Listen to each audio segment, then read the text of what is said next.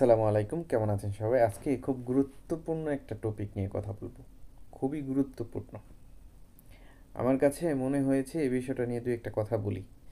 জানি না আমার এই পেজে মিজানুর রহমান আজারি সাহেবকে ভালোবাসেন না এমন কোনো ব্যক্তি আছেন কিনা। আমার 5,900 ফলোয়ারের মধ্যে এমন একজন ব্যক্তি আছে কিনা যে মিজানুর রহমান আজারি সাহেবকে পছন্দ করেন না।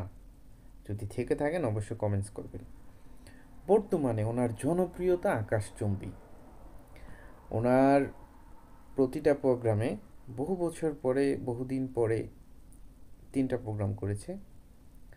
লাস্ট যে প্রোগ্রামটা হলো সিলেটে, আপনারা যারা জানেন, অবগত আছেন, সেই প্রোগ্রামটাতে তিনি কিন্তু মাহফিলের প্রোগ্রামের ওনার বক্তব্য, ওনার আলোচনা স্বয়ংসম্পূর্ণ করতে পারে নাই। অসম্পূর্ণ রেখেই কিন্তু মুনাজাত ধরতে বাধ্য হয়েছিল। তার পিছনে অবশ্যই কারণ আছে। এই মাহফিলে স্টেজে যে বিষয়গুলো, যে ঘটনাগুলো ঘটেছে, সেগুলো আমার ধারণা রাজনৈতিক কোনো দাবার চাল হবে। কিছু দুর্বৃত্তরা এসে পুরো প্রোগ্রামটাকে নষ্ট করে দিছে।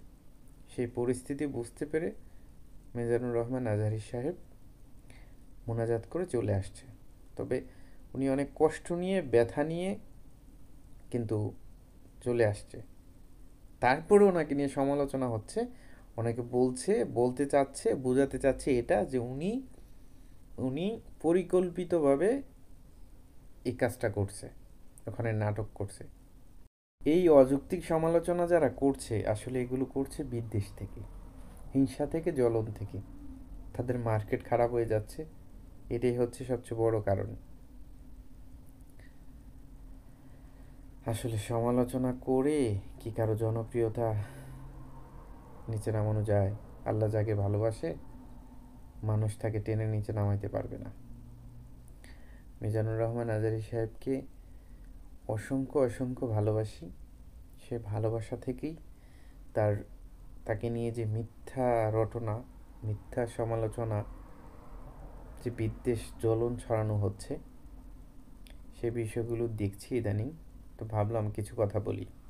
আমার পেজে যদি মিজানুর রহমান আজহারী সাহেবকে ভালোবাসেন, তাকে পছন্দ করেন, এমন কোনো বন্ধু থেকে থাকেন, আমার এই ভিডিওটি দেখেছেন, অবশ্যই এই ভিডিওটির পোস্টে একটা কমেন্টস করবেন, লাইক করবেন এবং শেয়ার করে দেবেন। ঠিক আছে? তো ইনশাল্লাহ আবার দেখা হবে, নতুন কোনো ভিডিও নিয়ে কথা বলবো। সে পর্যন্ত ভালো থাকবেন। আল্লাহ হাফিজ।